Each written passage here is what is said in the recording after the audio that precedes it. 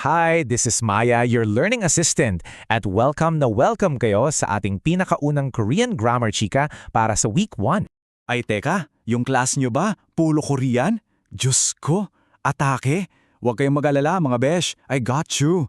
Alam ko, grabe yung nosebleed pag yung lecture at materials natin. Wala man lang English, di ba?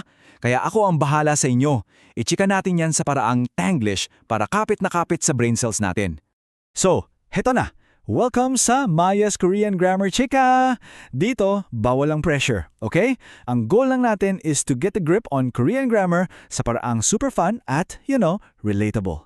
Isipin nyo lang, ako yung learning bestie nyo na laging game sa Grammar Chika anytime, anywhere. Okay, so anong chika natin for today? Eto na, we have 8 grammar patterns on the menu. At para hindi tayo maloka, hinati ko sila sa 3 groups. Ready na ba ang mga brain cells nyo? Tara, let's go! Okay, first group, action and sequence patterns. Dito, ang tanong, anong nauna? Sinong umepal sa eksena? Yung mga ganun chika. Paano ba natin ikukwento yung mga ganaps na sunod-sunod o yung biglang na-interrupt? At ang ating pattern number 1 of 8 ay daga. Ano ba tong si daga?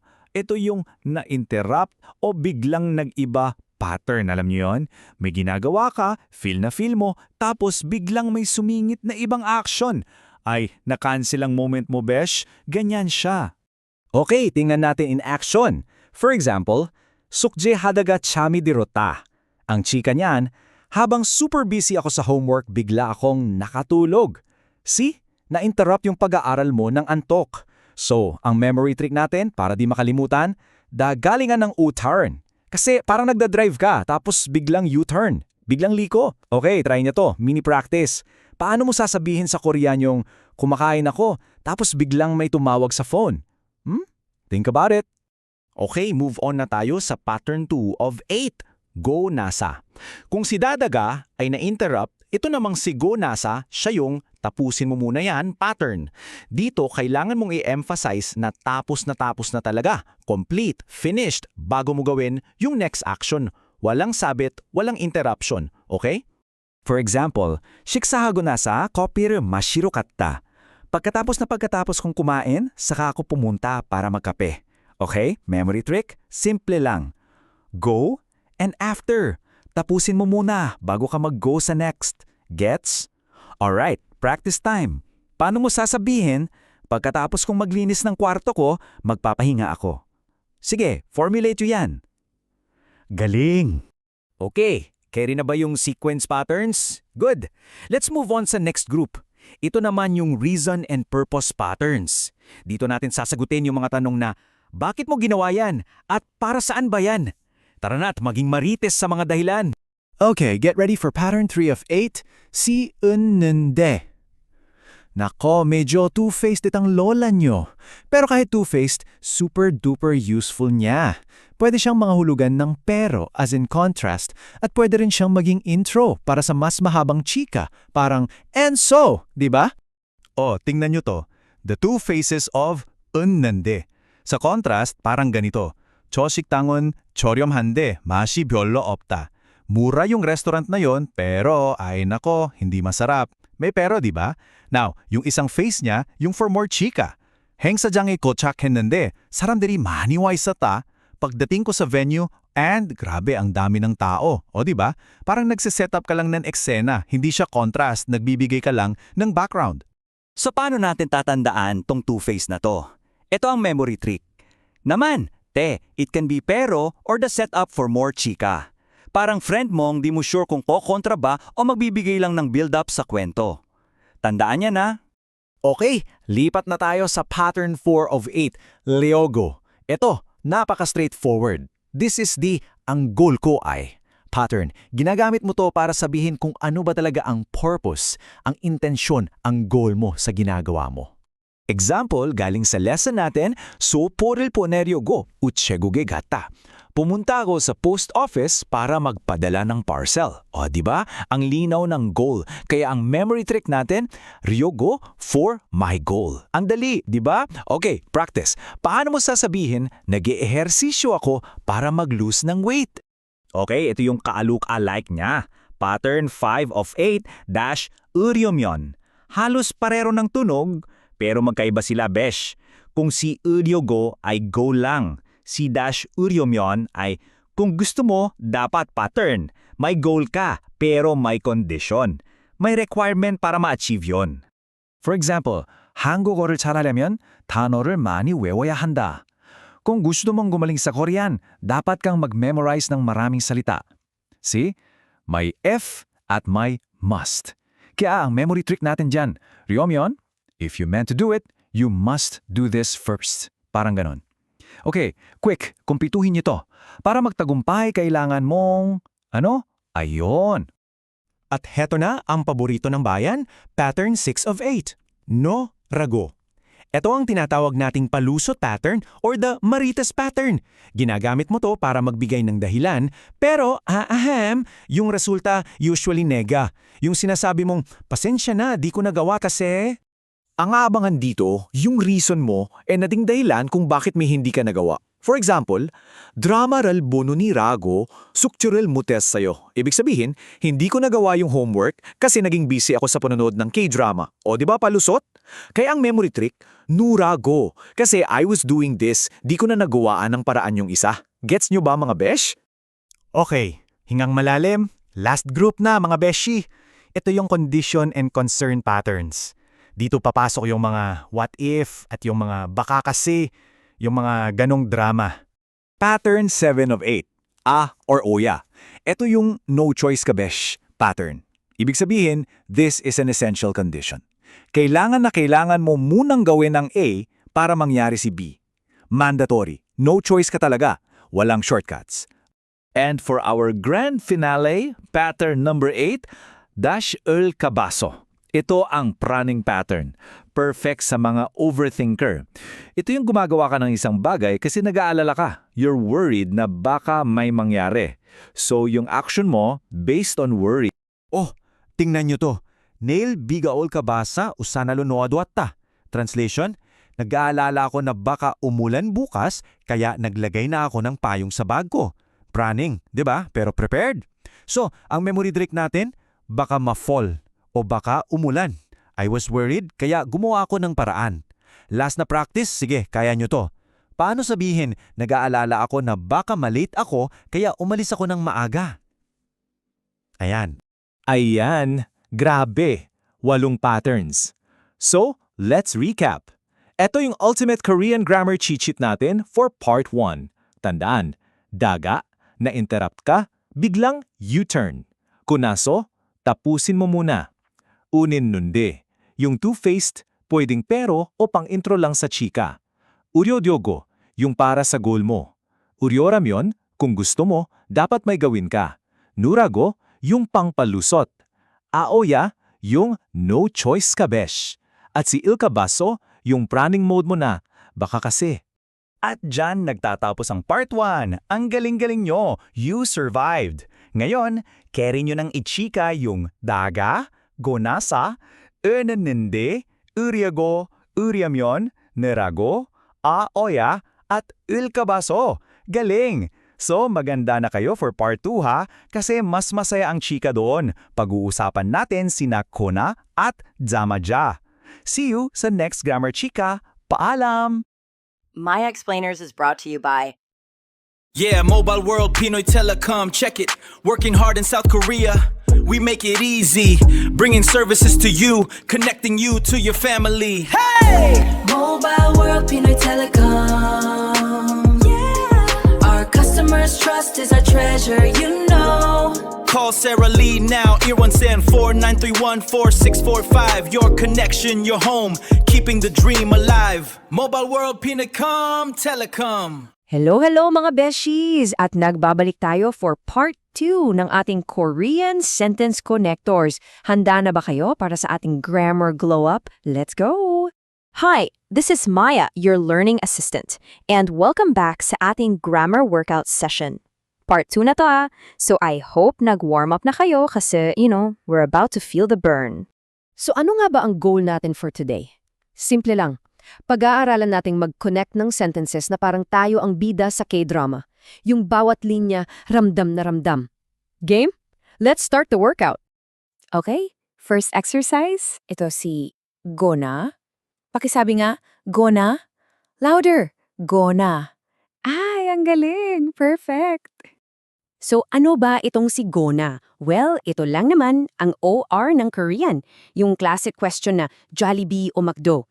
Ito o yun. Ganun lang siya kasimple. So for our example, we have 시간이 있으면 영화를 보거나 책을 읽는다. 사바yan niyo, 시간이 있으면 영화를 보거나 책을 읽는다. Galing! Ibig sabihin, if I have time, I watch a movie or read a book. Simple, di ba? Memory trick? Pag finally nakapili ka na between two options, isigaw mo lang. Go na! Okay, mini practice time. Paano mo sasabihin ang I drink coffee or juice? Tama! 커피를 마시거나 주스를 마셔요. Ang husay nyo talaga. Let's go! Let's level up! Huwag bibitaw! Second exercise natin, ito si Chamaja. Sabihin nyo nga, Chamaja. Ang cute pakinggan, no? Parang ang saya-saya lang. Ang ibig sabihin ng jama-jama mga besh ay as soon as or immediately after. Yung tipong walang preno. Yung pagka-out mo sa work, G agad sa gala. Walang patumpik-tumpik. Example, no mo pigoneso, nup chamaja, chami 들었다. In English, I was so tired I fell asleep as soon as I lay down. Yung pagkahiga mo, tulog ka agad. Memory trick, isipin nyo yung dance step na cha-cha-cha. Sunod-sunod agad, walang pause. Gets? Okay, mabilis na tanong. Nakita mo yung crush mo. Anong gagawin mo, jama-jama? Siguro, magtatago ka kagad. Chos! Ayan na, pangatlong pattern na. Go, go, go. Okay, workout buddies. Ito naman si Ursurok. Ang ganda pakinggan, diba? Parang pang ASMR. Ursurok. Very nice. Ito yung the more pattern sa English. Sa Tagalog, ito yung habang tumatagal, lalong sinising. For example, the more you watch K-dramas, the more you want to eat ramen. Aminin. Diba? It's true. Okay, tingnan natin yung example sentence. 돈이 많으면 많을수록 선택권이 넓어진다. Ibig sabihin, the more money you have, the more options you have. O, diba? Sana all? Memory trick? Imagine a sure look or yung pagtitig na the more you stare, the more intense it gets. Okay, practice. Dugtungan nyo to.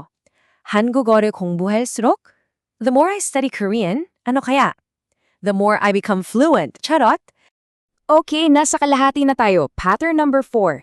Ito, super classic. Si, a, or oso. Sigurado ako narinig niya na to.